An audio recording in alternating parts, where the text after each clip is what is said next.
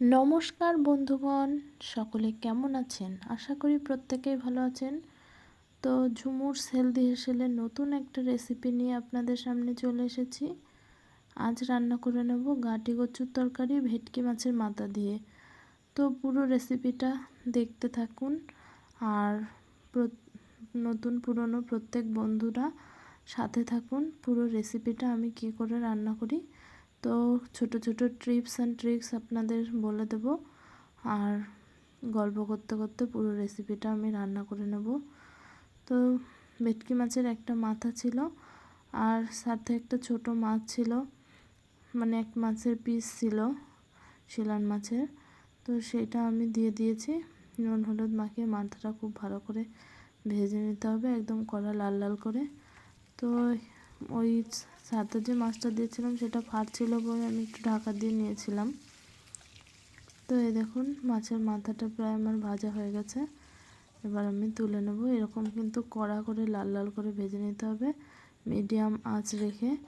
তারপরে এদিকে গাঁটি কচুটা আমি ছেড়ে নিয়েছিলাম পরিষ্কার করে, তো নুন হলুদ মাখিয়ে গাঁটি কচুটা আমি ওই তেলের মধ্যে ভেজে নিচ্ছি। এখানে জিরা ধনে বাটা দিয়ে দিয়েছি।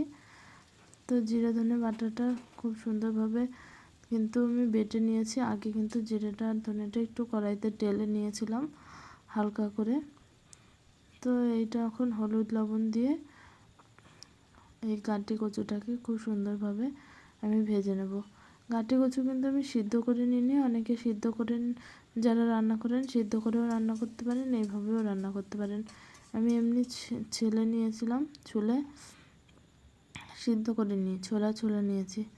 তো এইভাবে গাঁটি কচু একবার মাছের মাথা দিয়ে, ভেটকি বা অন্য যে কোনো ট্যাংরা জাতীয় বা ইলিশ মাছের মাথা দিয়ে, যে কোনো মাছের মাথা দিয়ে আপনারা কিন্তু রান্না করে এভাবে খেতে পারবেন, খুবই সুস্বাদু হয়। আমি কিন্তু গাঁটি কচুটা খুব সুন্দর করে ভেজে নিয়েছি নুন হলুদ দিয়ে তেলের মধ্যে একটু অল্প আঁচে করে, কিন্তু অনেকক্ষণ ধরে আমি ভেজে নিয়েছি। এইভাবে একটু টাইম ধরে রান্না করলে কিন্তু খুবই সুন্দর লাগে রান্নাগুলো খেতে, একটু অসাধারণ লাগে খেতে। খুব সুন্দর হচ্ছে রান্নাটা আস্তে আস্তে। তো আপনাদের কাদের কাদের আমার ভিডিও ভালো লাগে অবশ্যই কমেন্ট করে জানাবেন। যদি ভালো লেগে থাকে তাহলে একটু লাইক কমেন্ট শেয়ার করে পাশে থাকবেন, আর পাশে থাকা বেল আইকনটা প্রেস করতে একদমই ভুলবেন না। নতুন নতুন রান্নার নোটিফিকেশনগুলো পেতে অবশ্যই প্রেস করে রাখবেন বেল আইকনটা। তো নতুন পুরনো সকল বন্ধুদের আমার তরফ থেকে অসংখ্য ধন্যবাদ। সাথে থাকুন এবং পুরো রেসিপিটা আমি আপনাদের সামনে শেয়ার করে নিচ্ছি। তো এইভাবে আমি দেখুন কী কী দিয়েছি এখানে দেখিয়ে দিয়েছি। তো জিরে ধনের গুঁড়ো দিয়ে দিয়েছি, আর সামান্য একটু জল দিয়ে আর একটু ভালো করে ভেজে কষিয়ে নিচ্ছি জিরে ধনের গুঁড়োর সাথে। আর কিন্তু লঙ্কা বাটাও দিয়ে দিয়েছিলাম। এবার পরিমাণ মতো ঝোলের জন্য আমি জল দিয়ে দিলাম। জলটা যদি আপনারা হালকা উষ্ণ গরম জল ব্যবহার করেন তাহলে জল কিন্তু খুবই ভালো, আর না হলে আপনি ঠান্ডা জল ব্যবহার করতে পারেন। আমি কিন্তু গরম জল ছিল না, এই জন্য ঠান্ডা জলই আমি দিয়ে দিয়েছি। তো দারুণ দারুণ রেসিপি পেতে অবশ্যই আমার চ্যানেলটা একটু সাবস্ক্রাইব করে রাখবেন, আর বেল আইকনটা প্রেস করে রাখবেন। তো আমি এবার ঢাকা দিয়ে দেবো। এবার ঢাকা উল্টে আমি দেখাচ্ছি এই কী সুন্দর হয়ে গেছে, কিন্তু উঠেছে, মানে ঝোল ফুটে উঠেছে তরকারির। তারপরে কিন্তু ভেজে রাখা মাথাগুলো আমি কিন্তু দিয়ে দিয়েছি। যেহেতু আমি গাঁটি অনেকক্ষণ ধরে ভেজেছি তাই জন্য গাঁটি কিন্তু সিদ্ধও প্রায় হয়ে গেছে।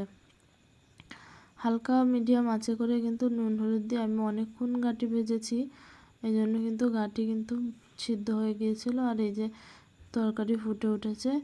তো জল দেওয়ার পরে জালটা একটু বাড়িয়েই দিতে হবে, যাতে তরকারি খুব সুন্দরভাবে ফুটে সিদ্ধ হয়ে যায়। আর যখন ভাজবেন তখন কিন্তু একটু জালটা মিডিয়ামে রাখতে হবে। তো এই ছোট ছোট টিপস অ্যান্ড ট্রিক্সগুলো আপনারা ফলো করলে কিন্তু খুব সহজে রান্নার স্বাদ চলে আসবে, এবং রান্নাগুলো খেতেও খুবই ভালো লাগবে, এবং বাড়িতে কিন্তু প্রশংসা পাবেন। তো এইবার হয়ে গেছে আমার তরকারিটা প্রায়। তো আমি এবার ফোড়ন দিয়ে নেব। তো তরকারি আমি শেষে ফোড়ন দিই, যাতে তরকারিটার স্বাদ এবং গন্ধে খুবই ভালো লাগে এবং দেখতেও খুবই ভালো লাগে।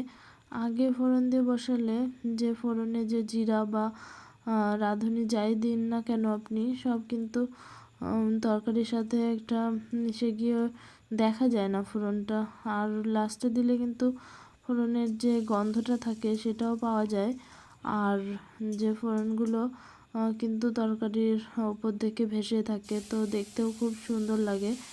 মনে হয় যে হ্যাঁ, এটা একটা সুন্দর রেসিপি হয়েছে, দেখে খেতে ইচ্ছা করে। তো একটা কিছু জিনিস রান্না করলে যদি দেখে খেতেই মানে দেখেই ভালো লাগে, তাহলে কিন্তু খাওয়ার একটা আকর্ষণ থাকে যে কি সুন্দর লাগছে দেখতে, খেয়ে দেখি কেমন লাগছে। তো দেখেই যদি ভালো না লাগে তাহলে কিন্তু খাওয়ারও অনেকটা রুচি কমে যায়।